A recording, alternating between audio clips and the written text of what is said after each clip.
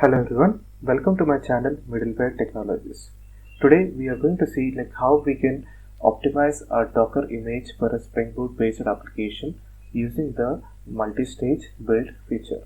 So here in this video, we will take a simple Spring Boot based application and try to optimize it using the Docker multi-stage build feature. So I'm currently working on Fedora 41 server with Docker version 27.4.1 installed on my system. So before getting into the details of how we can implement this, let us try to understand what is a traditional build. So in a traditional build, as we know, we have a Dockerfile which consists of a set of instructions which are executed in a sequential order in order to build our Docker image. So in order to build and package an application, what are the traditional steps that we follow? We download the source code, we compile it, we package it, and then we execute it. So these are the set of instructions that get into a traditional Docker file build, which are executed and which prepare a layer for each set of instruction. And this traditional build actually creates a very bulky image which actually poses a security risk, and it increases the attack surface also for the image. So these issues can be avoided using the multi-stage build. So now let us try to understand what is multi-stage build. Multi-stage build is basically a process wherein we have multiple stages wherein we copy some content or required content from one stage of the build to another stage. So this is where we try to copy only the necessary files for the execution of the application, and we optimize the runtime environment. So here in multi-stage build introduces multi-stages in your Dockerfile, and each with a specific purpose. So we have, let's say, we create two stages. One is for build environment, wherein the downloading, compiling, and packaging of the application happens, and the other one is the runtime environment, wherein only the execution of the package is taken care. By separating the build environments from the runtime environment, we can significantly reduce the image size and the attack surface. So these are the benefits that we get by reducing the image size. So basically, when we are pulling an image, the image is very bulky or of very huge size, it will create latency. So that thing we can avoid. And also, if we are unnecessarily copying the files related to the downloaded binaries or compiled source code, we are actually increasing the attack surface. So all the compilation tools, the compiled binaries, compiled source code, and the other binaries are not needed actually to run the application. So that can be avoided. So here is a sample Docker file with multi-stage build in action, that is using the pseudocode.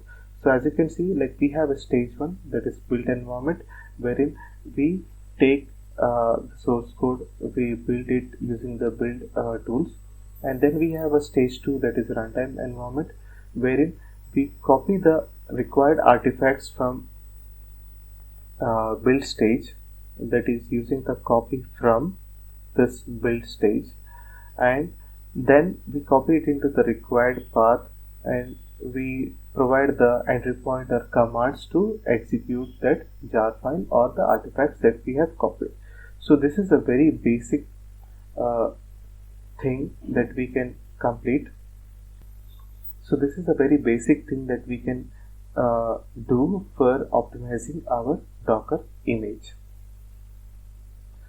So as I said, the build environment uses a builder image, basically containing the build tools in order to compile your application, and it includes commands to install the build tools, copy the source code, and execute the build commands. And then we have a runtime environment that uses a smaller base image that is suitable for running our application. So it copies the compiled artifacts from the build image. Finally, it defines the runtime configuration, like what is the command that we need to run using the CMD or entry point for starting the application. So now let us get into the implementation part. So as a first step, we need to ensure that we have the Docker installed and running on our system. So I have Docker already installed and running on my system. So here is the Docker service that is up and running. So once we have Docker installed, let us try to go into our next step, that is cloning the Spring Boot application. So for this demo, I'm going to clone the following repository, one of my application that we are going to use to optimize it. So let me clone it. Okay, so here that folder already exists, so let me remove that so that we will do this demo again, and let me clone it. So now we have cloned the repository. Let me go into that folder. Now let us go to the step 3.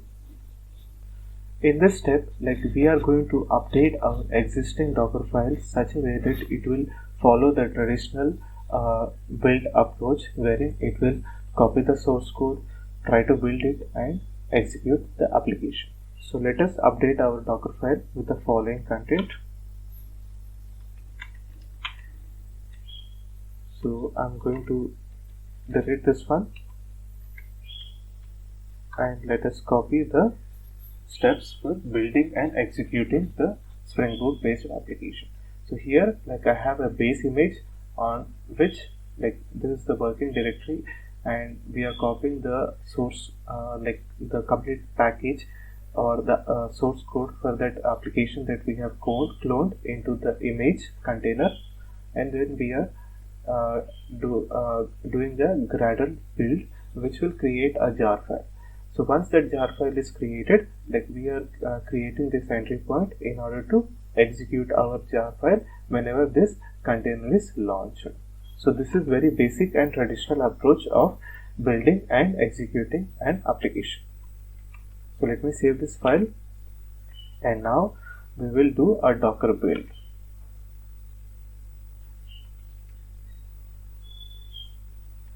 So this is going to build the package. So it is now building the package, and then once that is done, it will create our image.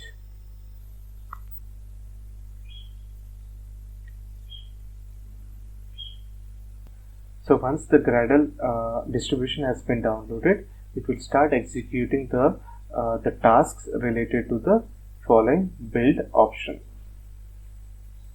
So now the build has been completed and our Docker image is ready. So you can see the image that has been created using Docker images. So this is the image that has been created, and you can just see the size, that is right now 601 MB. So that is a very huge size for a production environment, because when we want to launch an application or a container in a production environment with redundancy like multiple containers, there will be a lot of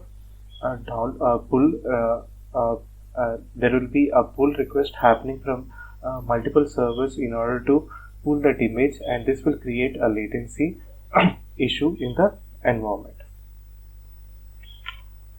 So now that we have seen how an optimized Docker file will create an image of this huge size, let us try to optimize this Docker file. So in order to optimize this Docker file, we are going to follow the multi-stage build approach, wherein we will first build the package and then we copy the artifact into the runtime environment. So for that, let us try to update our Docker file as shown in the following content. So let me go to my Dockerfile and let me delete all this content, and here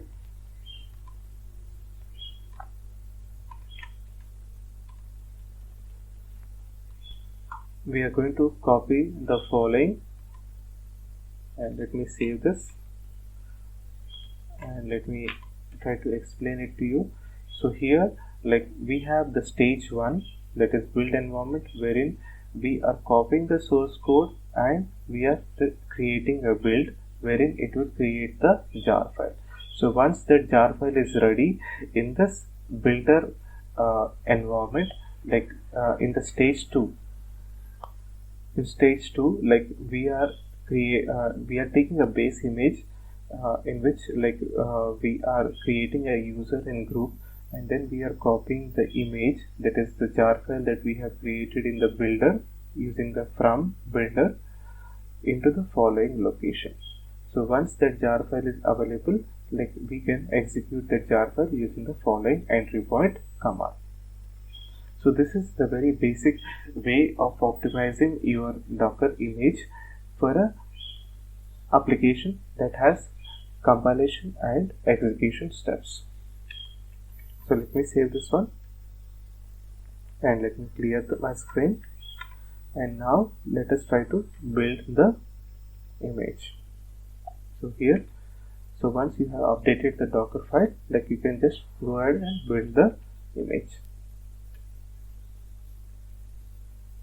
So now, like we can see that optimized Dockerfile build has been completed. So let me clear my screen and see the Docker image size. Now you can see like the Docker image size has been reduced to 356 MB. So we have optimized our Docker image, which is ready for production environment. So let me clear my screen. So now we have our Docker image, which we have optimized, and we have reduced its footprint, and we can try to launch that application. So let us try to validate our application using the following command. So this is the command that we are going to use.